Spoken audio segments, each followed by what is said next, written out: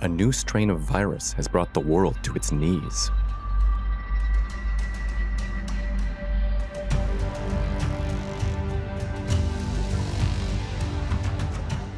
The virus, they're working hard.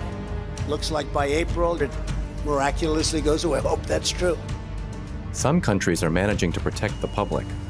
Others are failing. We're at war. This is serious. Take it seriously. In a race against this deadly disease, political systems compete to prove their superiority. Wuhan will win. Hubei will win. China will win.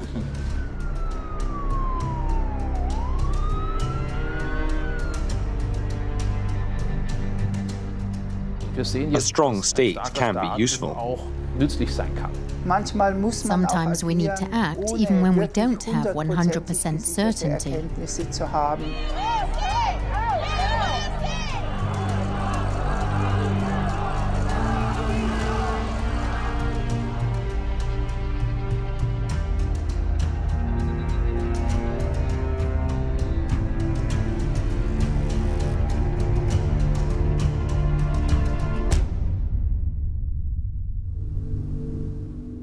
The pandemic has thrown political accountability and personal tragedy into sharp relief. COVID-19 patient, day 1. This 62-year-old woman is running a fever and having trouble breathing. Textbook symptoms of pneumonia. She will spend the next 39 days fighting for her life. We don't film her every day. Some scenes are reconstructions based on her medical records. How does this virus affect our bodies? And where did it come from? Wuhan in central China has a population of over 11 million. This is where the virus was first identified. But is this where it originated? China's critics will later claim that the SARS-CoV-2 strain was created in a lab in Wuhan. According to another theory, it jumped from wild animals to humans at a wet market in Wuhan. Whatever the origin, by December 2019, the city's hospitals were struggling to contain an outbreak of unknown etiology.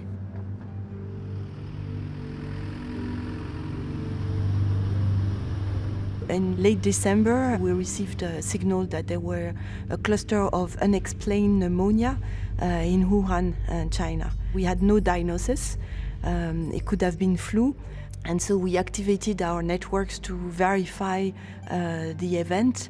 In the early days, we all thought this is something that was local, was linked to a single source, and like most single source outbreaks, will come to an end. But yeah, that turned out not to be the case. One of the first doctors to sound the alarm was Li Wenyang. On December 30th, he warned his colleagues in local hospitals via a private chat group.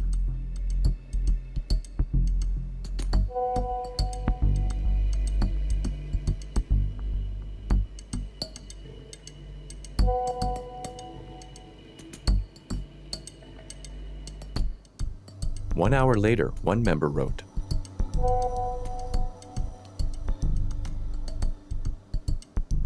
Li replied,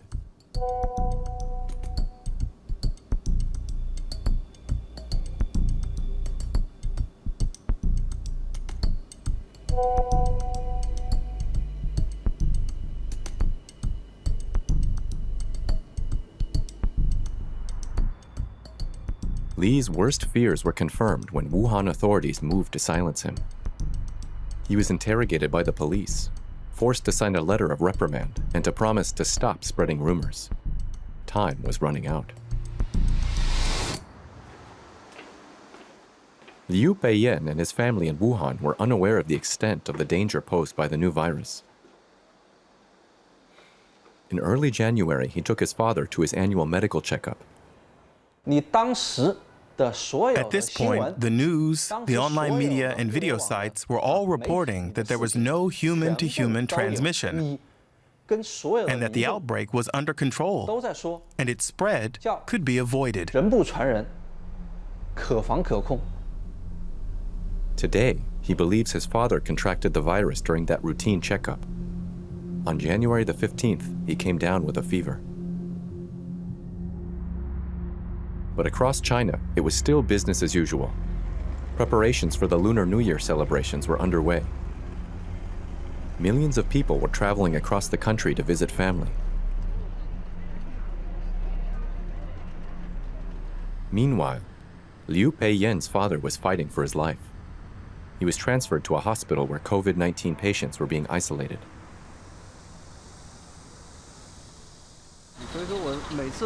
Coming here triggers hellish memories.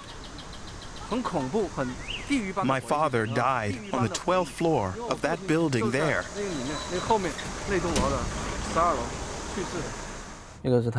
This was the evening before he died. He's saying goodbye to my mother via video chat.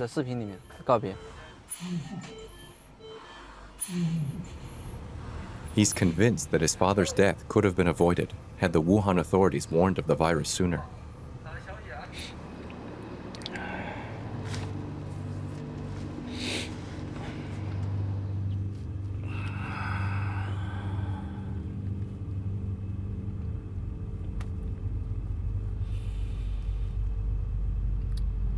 While the spread of COVID-19 gathered pace in Wuhan, the rest of the world, Germany included, was focused on other issues.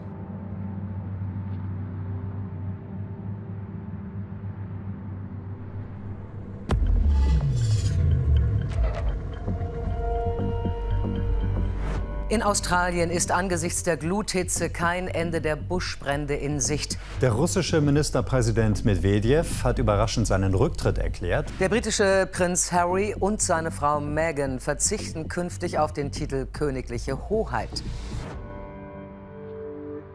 Only a handful of scientists understood the gravity of the situation.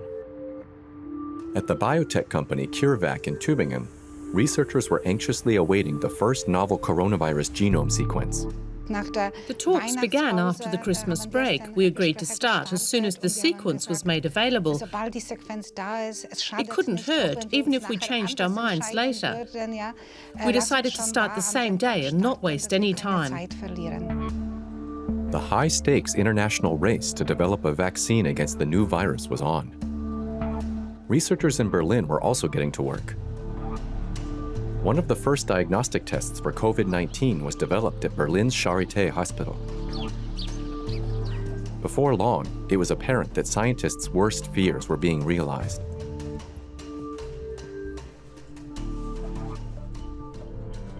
Was die Behörden in China jetzt tun, hat es noch nie gegeben. Um die Ausbreitung des neuartigen Coronavirus zu stoppen, hat China mehrere Millionen Städte abgeriegelt. Wuhan ist eben diese gigantische Stadt von 11 Millionen. Und ich frage mich eben, wie man eine solche Stadt wirklich abriegeln will.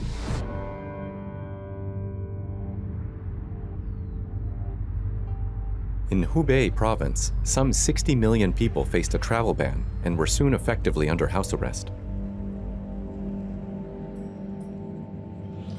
The Liu family was completely unprepared for the lockdown. At first, they had no idea how to even get their groceries. But then the state intervened and appointed managers for each housing compound to help out residents. We had a WeChat group where people could post if they needed something. You could place your order and then someone would drop it off. It showed us that the government was making a huge effort. Neighborhood committees were set up to supervise entry and exit points and make sure residents had regular food supplies. China is a surveillance state. We knew that before the coronavirus crisis. And that paid off in this case, because the state was able to use existing surveillance infrastructure to efficiently impose strict local lockdowns.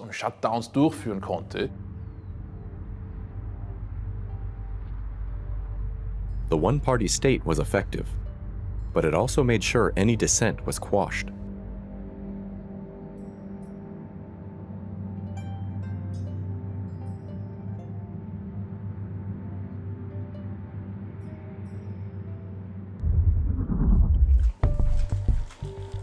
COVID-19 patient, day 3. The 62-year-old patient's condition is deteriorating fast. Her breathing is so labored that she requires intubation and artificial respiration. Her lungs are severely inflamed.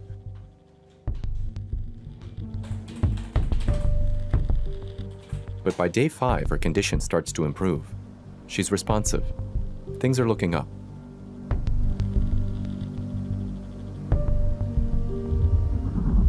Einen schönen guten Tag, meine Damen und Herren. Willkommen zur Tagesschau. Das neuartige Coronavirus hat nun auch Deutschland erreicht. Der Firmensitz des Automobilzulieferers Webasto in Stockdorf. Hier hat sich ein deutscher Mitarbeiter bei einer Kollegin aus China angesteckt. Wir nehmen auch den Virus sehr, sehr ernst, dürfen aber eben nicht hektisch werden, denn für übertriebene Sorge gibt es keinen Grund. By January 31st, some 12,000 cases of the new coronavirus had been registered, almost all of them in China. But the first cases outside the country were now also being recorded. In mid-January, governments were being told to get out their pandemic plans and be prepared. A crisis was potentially unfolding. A number of countries took it seriously because they'd had prior experience. One of the first countries to launch a rapid response to the coronavirus was Taiwan.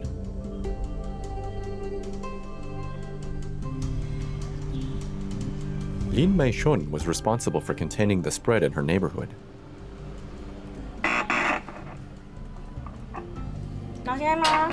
Hello?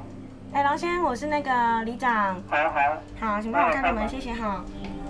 Lin Meishun is a township mayor. Some of her new responsibilities include checking up on people who are sheltering at home and bringing them food supplies and reading material. It's a social service provided by the city of Taipei, but it also enacts social control. Did you check your temperature today? It was normal. Do you have a runny nose, fever, cough, any other symptoms? No, nothing. Nothing. That's great. Mr. Mao has just returned from the US. He has to quarantine for 2 weeks. He receives financial assistance while he stays at home. I cannot leave this apartment because if I borrow this cell phone out, then the CDC or the police will know. Even his garbage is taken care of. A municipal trash collector specifically comes by to pick up garbage from homes of people in quarantine. It's separated from other waste and incinerated. Shen Xianzhen was Minister for Health during the 2003 SARS outbreak that claimed 73 lives in Taiwan. I think that we have prepared for the COVID-19 pandemic for 17 years. After the SARS outbreak, we came across this H5N1 avian flu, and then that's an H1N1 pandemic flu. So this entire health administration as well as Taiwan CDC have practiced on how to control this pandemic for several times. That included stockpiling face masks. Unlike in many Western countries, Taiwan ramped up its production of surgical masks. Each person was allowed to purchase 2 every 7 days.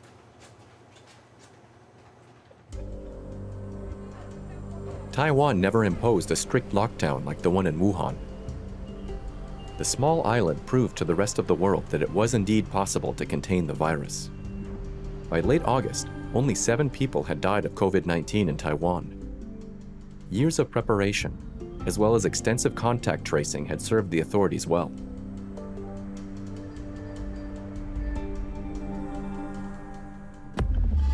The West, meanwhile, remained oblivious to the oncoming threat. Or were they simply indifferent? 9 months from now, we are going to take back the House of Representatives. We are going to hold the Senate, and we are going to keep the White House. Mit einer großen Gala haben am Abend in Berlin die internationalen Filmfestspiele begonnen. Glanz, Glamour und Weltstars. Mehr als 330.000 Kinobesucher werden für die kommenden 10 Tage erwartet. In den Karnevalshochburgen am Rhein hat die närrische Zeit heute ihren Höhepunkt erreicht. Der Kölner Rosenmontagszug startet pünktlich um 10 Uhr.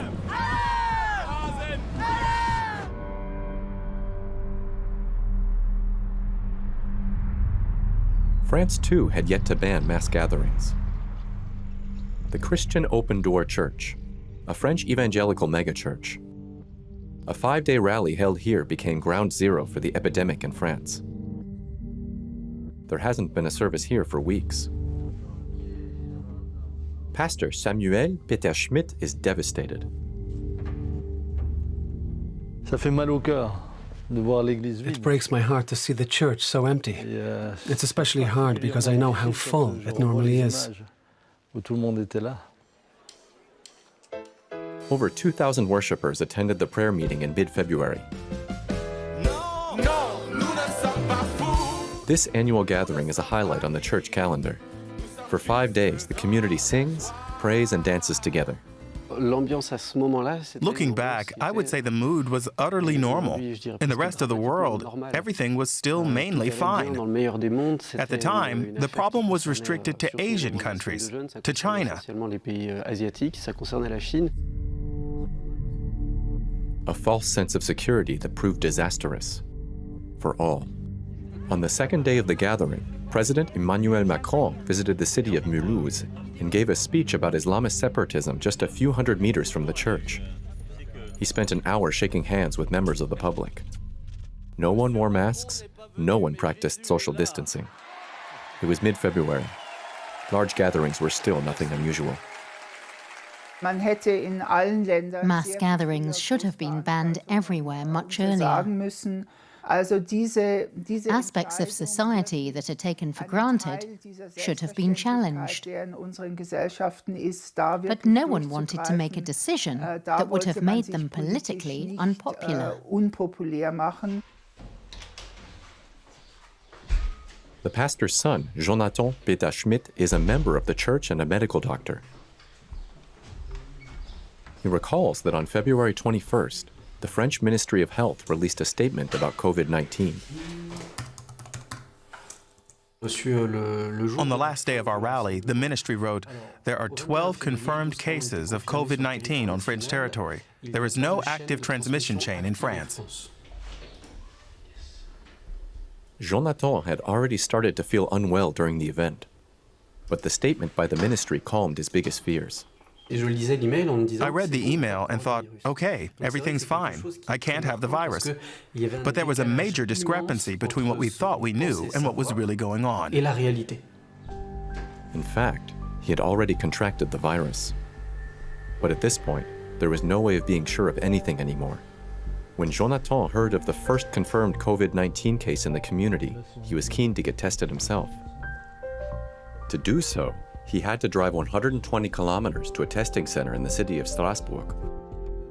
France's coronavirus testing capacities were completely unprepared for the onslaught, allowing the virus to spread undetected. And so by detecting the virus as early as possible is the only way you can break the chain of transmission. Because we know now that this virus is very transmissible at the beginning of the disease. Not so much at the end, but really at the very first days, this is where people are more contagious. France was slow to realize how far the outbreak had progressed. The religious gathering at Mulhouse contributed to a countrywide infection. Thousands of attendees are believed to have transmitted the virus.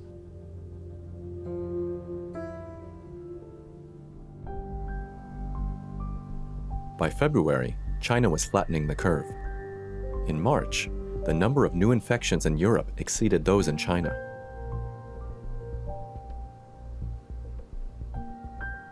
A ranking of countries by corona-related deaths per million made Europe the new epicenter of the pandemic.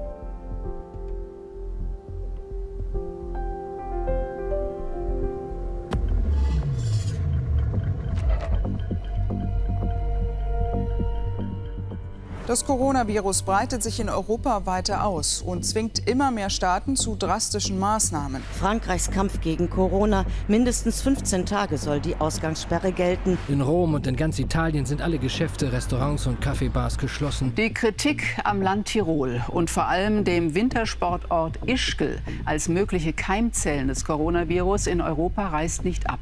Pulver, Schnee und blauer Himmel, Riesenstimmung bei der Hüttengaudi, Massenandrang Anfang März in Ischgl.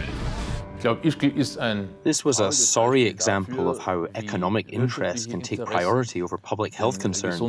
We assume that 40 to 50% of infections in Germany can be traced back to Ischgl. Had the Austrian authorities intervened sooner, things may have turned out very different in Germany and in Austria. By the end of winter break in mid-March, it became clear that the virus had reached Germany. Despite the warning signs, the country was not fully prepared. On March 7th, Maren Jonsek-Ort traveled to Switzerland with her family and some friends. No lockdown measures had yet been introduced. The country was considered low risk.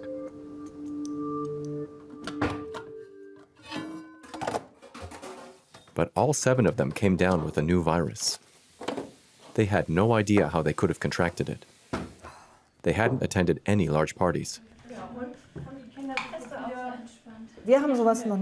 We'd never experienced anything like it before. We all felt ill. We all had the same awful symptoms. And all of us had it equally badly. It had us very worried.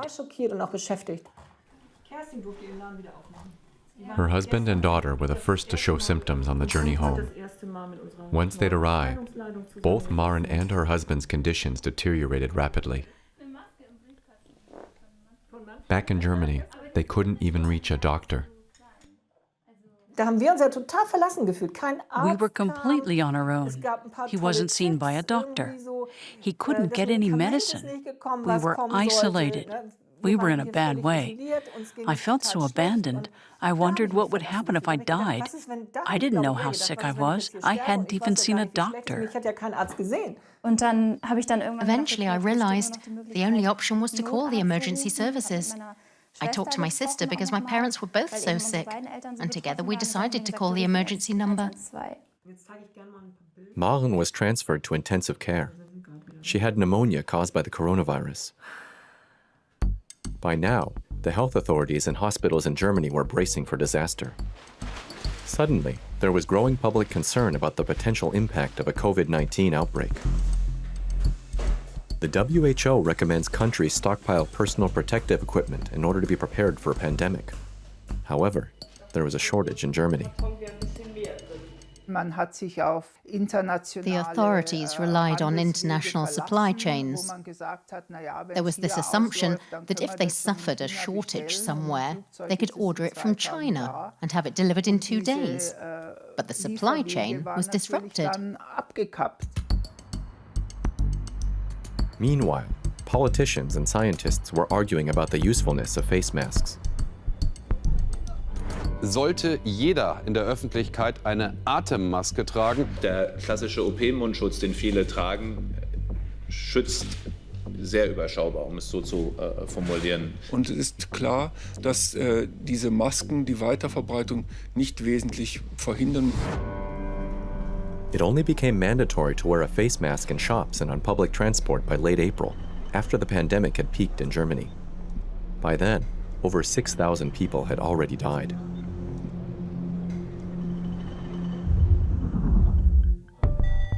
COVID-19 patient, day 9. After initial signs of recovery, her condition has deteriorated dramatically. She has severe difficulty breathing, and the doctors have no experience in tackling this new disease. We don't know its clinical progression. It's like a marathon, and we're probably only about 22 kilometers into it. Day 12. The doctors are surprised to detect a bacterial superbug. The patient is administered a high dose of antibiotics. Okay. The virus was attacking her organs. As her liver starts to fail, it becomes clear just how unpredictable this new virus can be.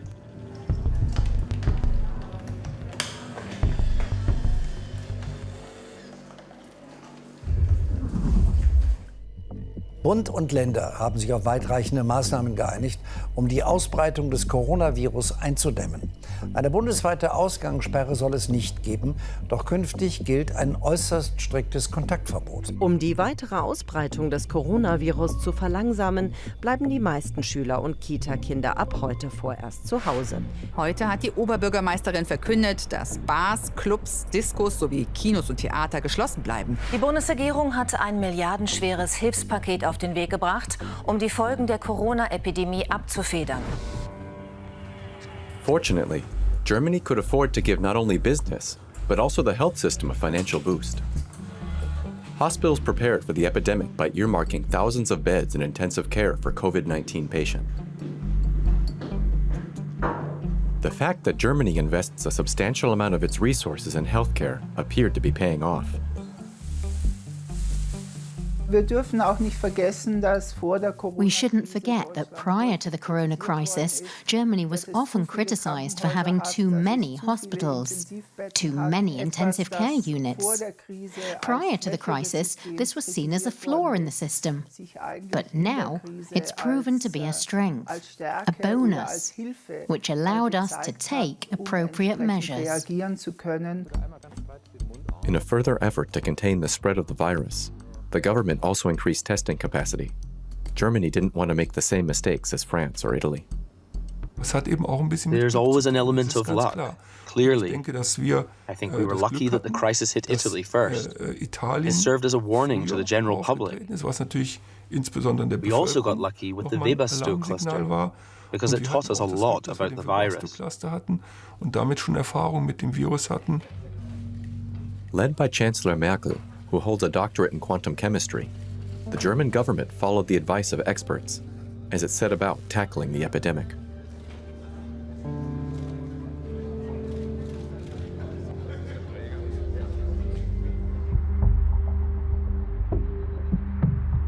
By now, the epicenter of the crisis had shifted to the US.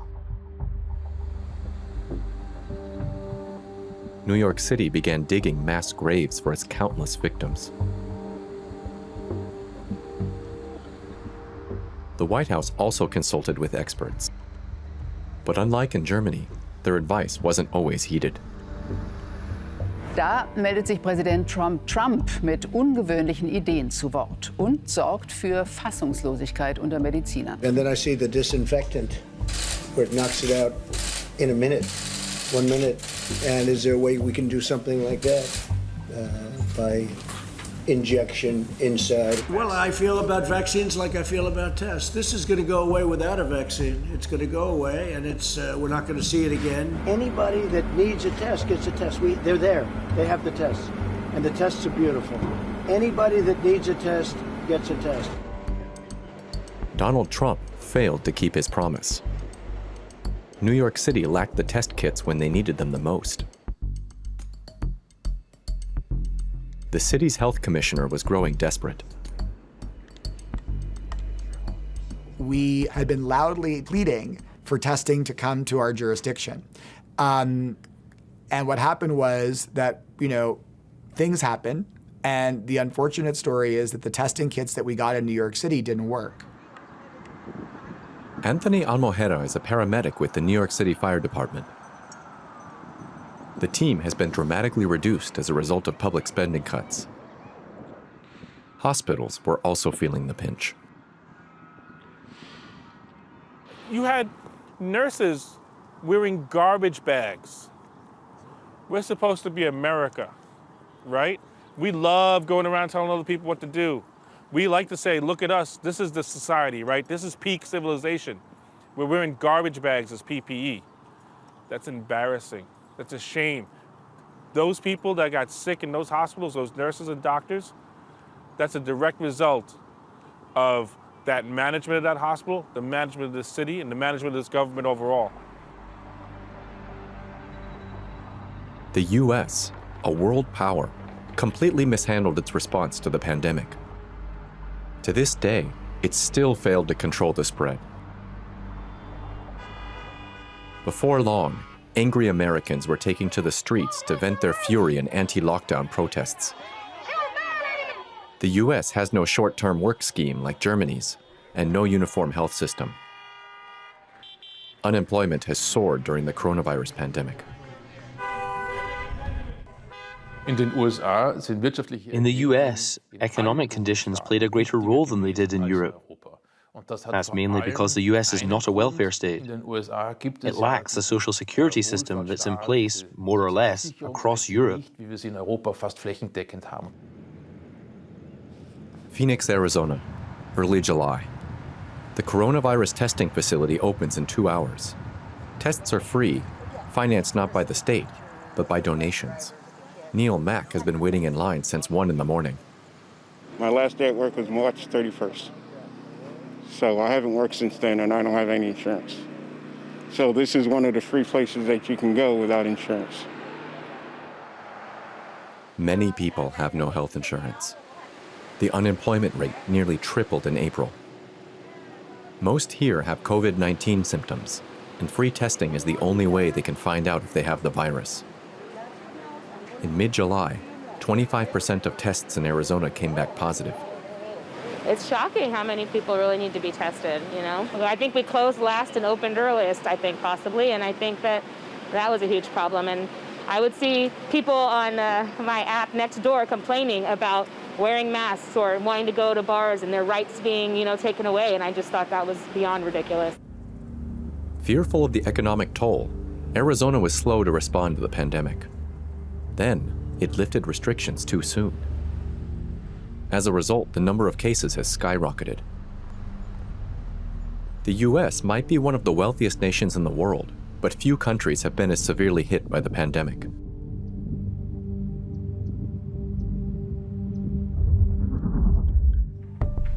COVID-19 patient, day 15. You try to apply everything you know about medicine, but even then you find yourself overtaken by events.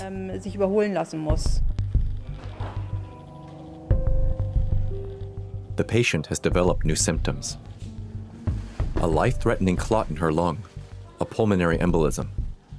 Blood thinners aren't helping. Her circulation is collapsing. The doctors alert the family. By now, doctors have learned that this is a typical development. The virus attacks not only the lungs, but the blood vessels too. Day 22. The patient undergoes a life-saving emergency tracheotomy.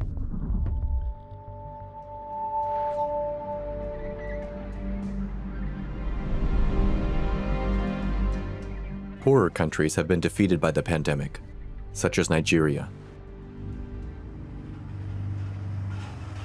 At night during lockdown, the streets of Lagos are dangerous.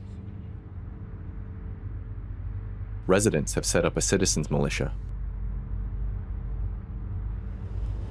Gosa, gosa, gosa. Attacks are increasingly commonplace. Overwhelmed by the challenges of the pandemic, the state is powerless to intervene.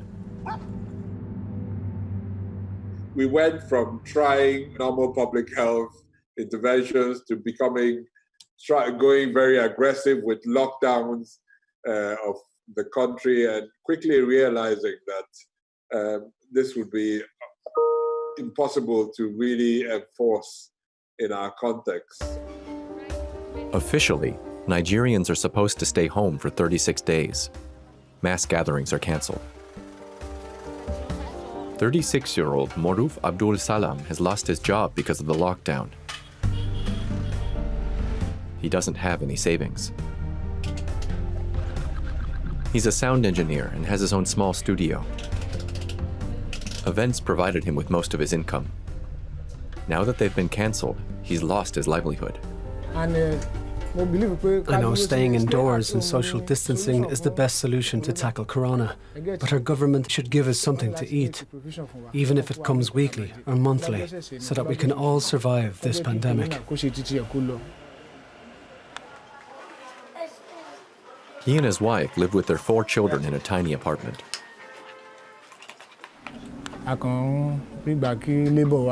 We have been asking our neighbors and close relatives for food and assistance. That is how we have been able to survive.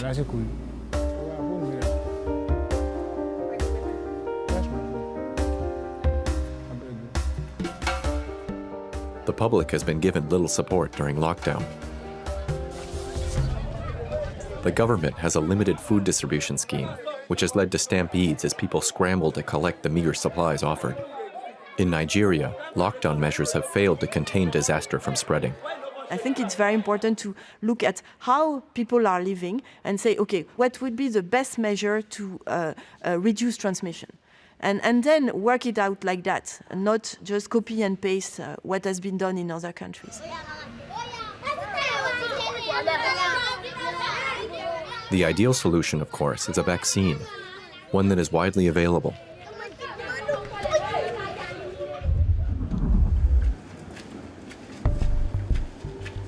COVID-19 patient, day 27. After the tracheotomy, the patient's condition improved. Today, the nurses managed to help her into a chair. She's awake and can respond to questions by nodding or shaking her head. Recent weeks had seen her condition fluctuate dramatically, but she now appears to be stabilizing. The doctors considered transferring her out of intensive care.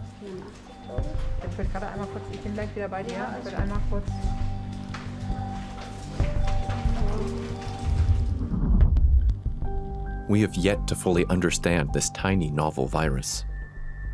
Researchers are skeptical if it really only spread from Wuhan to Europe in January. The Albert Schweitzer Hospital in Colmar, France. Michel Schmidt, head of radiology, has examined hundreds of COVID-19 patients and made an interesting discovery.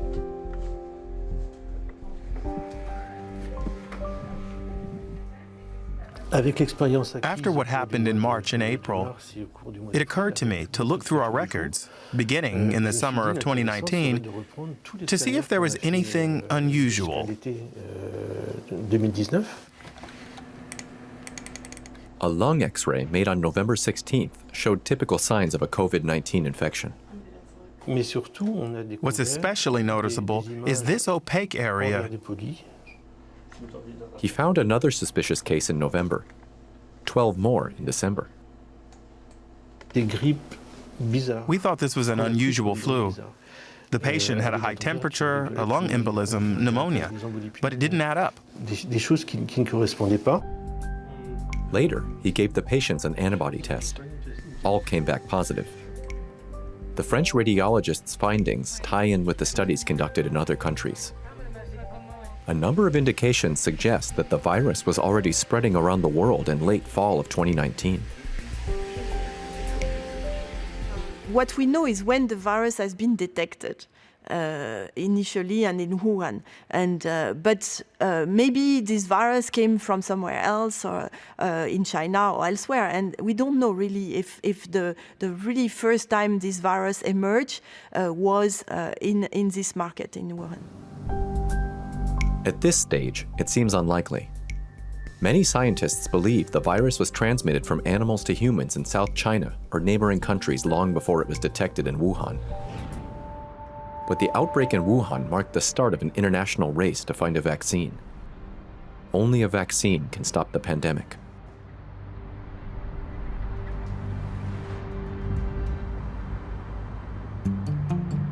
The company CureVac in Tübingen is hard at work.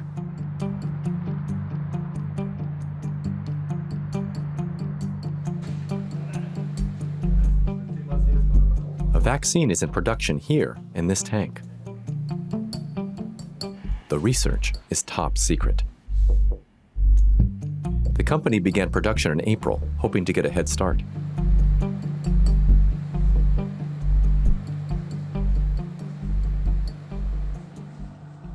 It was a high-risk move, but Mariola Fotin-Mleczek is confident she made the right decision when she approved development of a vaccine in January. Time is of the essence. Everyone is expecting a vast amount of vaccines to be available soon. The company is pinning its hopes on this substance. Could it be the silver bullet the world is waiting for?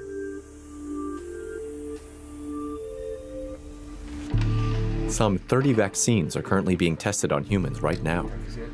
Will CureVac's vaccine prove effective and safe in trials? Dann geht's jetzt los. Wir schalten zur Tat. Any vaccine that ends up going to market will need to be widely available.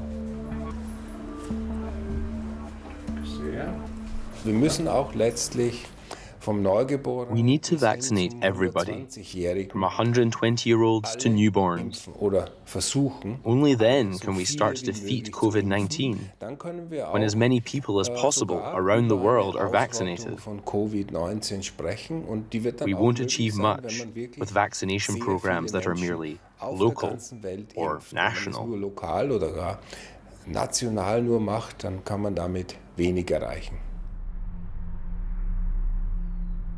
But inevitably, most governments put the interests of their own people first. Countries that can afford to can order supplies of the vaccine. The race to develop a vaccine has become a race for political power.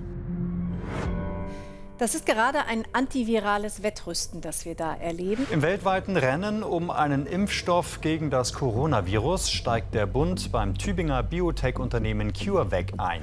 Die US-Regierung hat die Investitionen in die Biotech-Firma Moderna auf umgerechnet 860 Millionen Euro verdoppelt.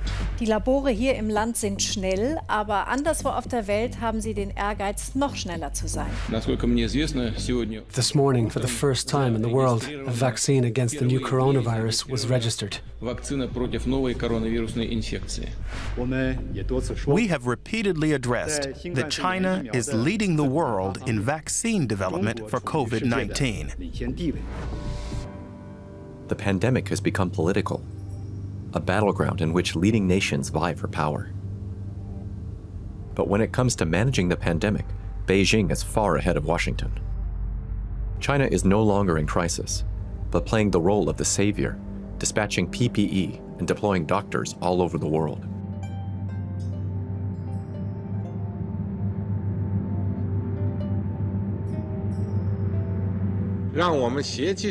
Let's make concerted efforts to protect the life and health of people in all countries. In the US, the virus rages on, embarrassing the White House administration as it ravages the public.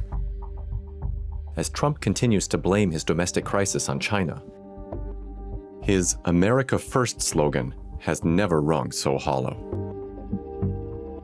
China's cover-up of the Wuhan virus allowed the disease to spread all over the world. China has total control over the World Health Organization. We will be today terminating our relationship with the World Health Organization. The US is losing its world superpower status. And China is eager to take over the leading role it long played in geopolitics. Das chinesische Modell wird sicherlich nach dieser Krise. The Chinese model is sure to gain popularity in the wake of this crisis. Given how efficiently China was able to limit the number of deaths and minimize the economic fallout, many are likely to say, look, our democratic systems are too slow, too weak. Die sind zu langsam, sie sind zu schwach. COVID-19 patient, day 35. Today, we're allowed to film. Unbelievable. Yesterday I thought she was getting better. I thought we'd be able to transfer her soon. The 62-year-old patient has acute kidney and liver failure. The doctors don't understand. They still don't know what to expect. You think you're close to the goal.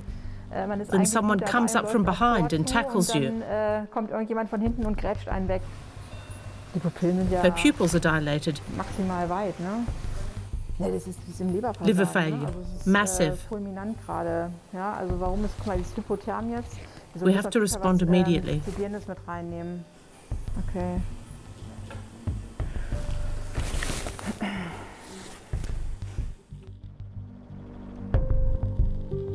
Day 38. X-rays show that her abdominal vessels are inflamed. The doctors have never seen anything like it. Her organs are failing, and there's nothing they can do. The patient appears to be losing the fight. Day 39. At 10:02, the patient is pronounced dead. Massive organ failure.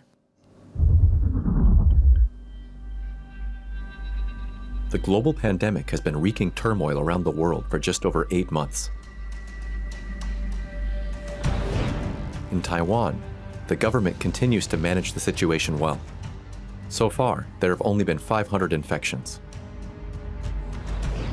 In Germany, infections are once again on the rise. Like many others, Maren Jonsek-Ort is still suffering from the long-term effects of COVID-19. She still has some difficulty breathing and hasn't fully recovered her sense of taste.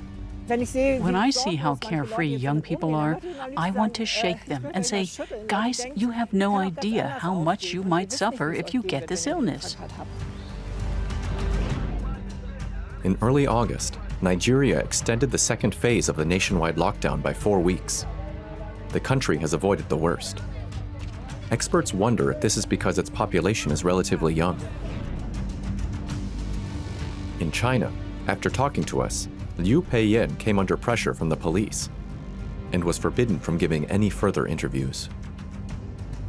According to Beijing, the economy saw modest growth in the second quarter of 2020.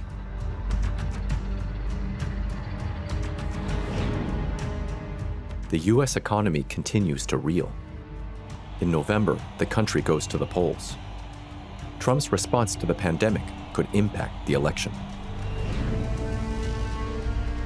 COVID-19 has claimed hundreds of thousands of lives worldwide. Over 20 million are infected. The virus clearly isn't under control, and the outlook is far from encouraging.